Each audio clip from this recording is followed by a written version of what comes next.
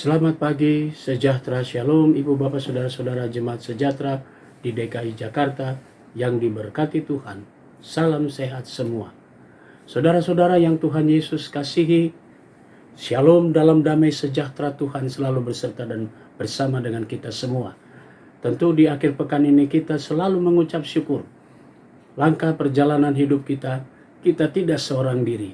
Tuhan selalu ada bersama dengan kita semua. Itu kita rasakan dan kita nikmati dari hari ke hari, bahkan selama sepekan ini. Saudara dan saya menikmati semua penyertaan Tuhan. Di akhir pekan ini saya mengajak kita semua untuk bersama-sama menaikkan doa syukur dan memohon berkat firman-Nya. Mari kita berdoa. Bapa di dalam sorga, terpujilah nama-Mu. Engkau sudah menunjukkan kuasa dan kasih-Mu bagi hidup kami. Engkau sudah sertai kami selama sepekan. Bahkan dalam tidur malam kami pun Tuhan sudah jaga kami. Dan kami boleh kembali bangun di akhir pekan ini dapat menikmati semua rasa kasih sayang Tuhan dalam hidup kami. Kami ingin menjawab semua pemberian Tuhan dengan memberi diri kami di hadapan-Mu dalam doa syukur kami. Dan Tuhan penuhi bejana hidup kami dengan firman-Mu. Karuniakan kami Roh Kudus-Mu ketika kami ingin mendalami dan memahaminya. Oleh kekuatan-Mu kami dapat mengerti. Dan oleh kekuatan Roh Kudus-Mu kami dimampukan untuk memberlakukannya dalam langkah hidup kami di akhir pekan ini. Kami serahkan doa syukur kami dalam nama Yesus Kristus, firman yang hidup. Amin. Saudara-saudara, bacaan kita pagi hari ini terambil dalam Injil Lukas pasalnya yang ke-20 pada ayatnya yang ke-41 sampai dengan 44. Penekannya pada ayatnya yang ke-41 yang berkata, Yesus berkata kepada mereka, bagaimana orang dapat mengatakan bahwa Mesias adalah anak Daud? Sebab Daud sendiri berkata dalam kitab Mazmur, Tuhan telah berfirman kepada Tuanku, duduklah di sebelah kananku. Demikian firman Tuhan. Judul yang menjadi landasan renungan kita di pagi hari ini berkata Mesias. Saudara-saudara yang Tuhan Yesus kasihi, terkadang pola berpikir orang-orang Yahudi pada waktu itu, dan khususnya mereka yang ingin mencobai Yesus. Ketika Yesus memperkenalkan dirinya sebagai Mesias, kata Mesias terambil dalam perjanjian baru, perjanjian lama, yang artinya yang diurapi. Itu diungkapkan oleh Allah sendiri ketika Daud menjadi seorang raja yang dipilih oleh Allah, bahwa keturunannya akan berada di dalam takhta. Ketika berbicara seperti itu, maka keturunan Daud, Salomo dan seterusnya. Lalu kemudian Tuhan mewujudkan itu dengan Salomo yang menjadi seorang raja atas Israel. Nah, berbicara untuk masa depan, maka Allah merancang semuanya itu melalui keturunan Daud. Yusuf adalah keturunan Daud dan Yesus hadir.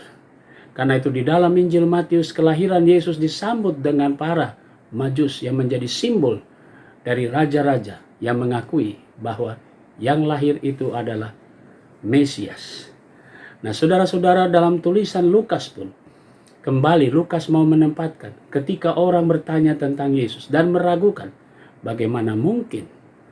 Nah, saudara-saudara, hal yang dilakukan Lukas sama seperti ketika Maria pun didatangi oleh seorang malaikat yang mengatakan bahwa Tuhan akan datang melalui Roh Kudus dan Maria akan mengandung dan anak yang dikandungnya adalah Mesias. Maria pun bertanya, bagaimana mungkin?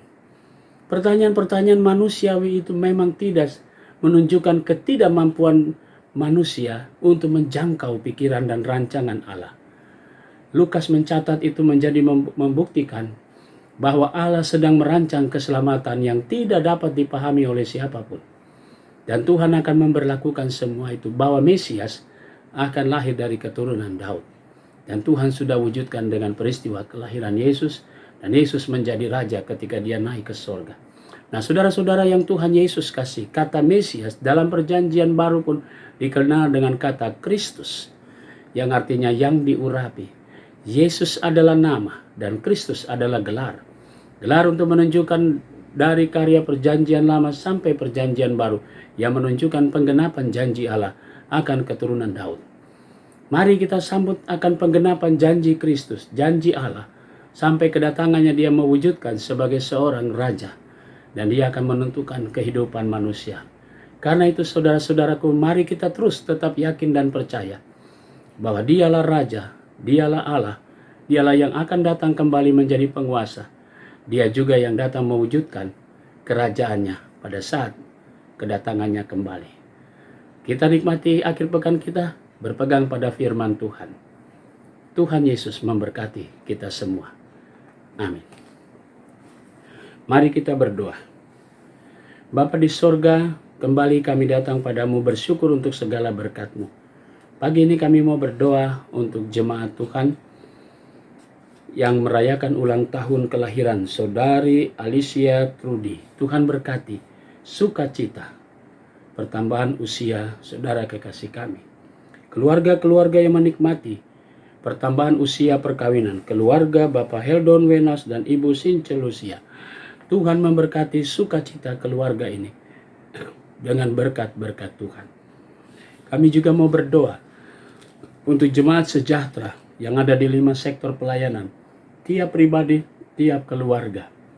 Kami juga mau berdoa untuk para diaken penatua dalam tugas pelayanan mereka. Berkati keluarga mereka, berkati juga akan karya kerja mereka. Kami berdoa untuk unit-unit misioner, badan pemeriksa perbendaharaan jemaat, semua unsur yang ada di dalam jemaat GPB Sejahtera Jakarta. Tuhan memberkati di dalam setiap langkah pelayanan dalam kebersamaan kami semua. Kami juga mau berdoa untuk bangsa dan negara kami. Tuhan berkati para pemimpin kami dari pusat sampai ke daerah. Tuhan juga memberkati aparat-aparat keamanan. Diberkatilah dalam tanggung jawab mereka, baik TNI maupun kepolisian. Terima kasih Tuhan Yesus. Inilah doa kami dan ucapan syukur kami. Semuanya kami mau menaikkannya hanya di dalam nama Yesus Kristus, Tuhan dan Juru Selamat kami yang hidup. Amin. Selamat pagi, selamat menikmati akhir pekan. Tuhan memberkati saudara.